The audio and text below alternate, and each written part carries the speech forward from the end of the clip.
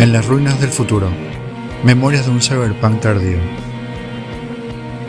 Del dial-up al Wi-Fi, del VHS al MKB y a esos rincones de YouTube donde el algoritmo casi ni llega. Mi adolescencia transcurrió en los 90, esa década bisagra que anticipaba el nuevo milenio.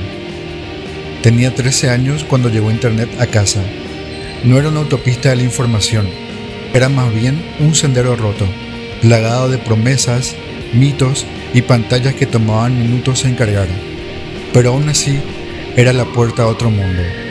Chateaba toda la noche con desconocidos antes de irme al colegio a la mañana. Buscaba datos en GeoCities sobre el Hades de Saint Seiya, como quien explora ruinas en Marte. La información era escasa, fragmentada, pero eso la hacía valiosa. Cada descubrimiento era un tesoro.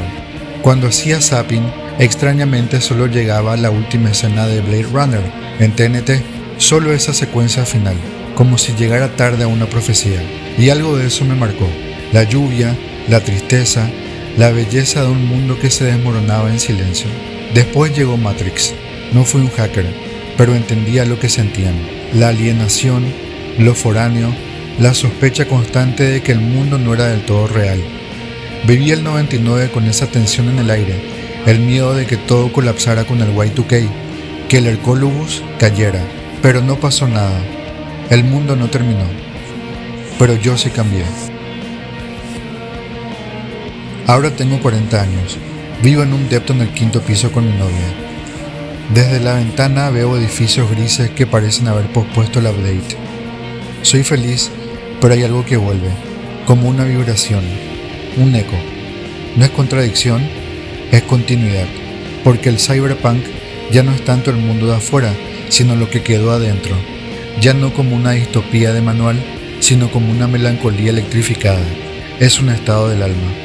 Es el haber crecido creyendo que el futuro iba a ser distinto y encontrarme con este presente lleno de promesas parchadas, eligiendo vivir en sus ruinas con conciencia, no consumiendo lo que te dan, sino buscando lo que te representa, incluso si está enterrado entre ruido, en otro idioma y en baja calidad.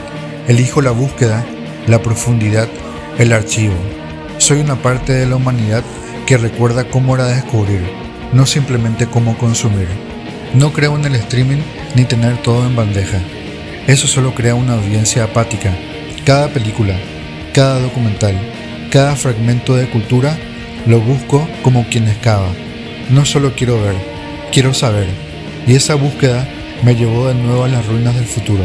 Películas en baja calidad, documentales con gráficos obsoletos, CGI que parece sacado de un juego de PlayStation 1.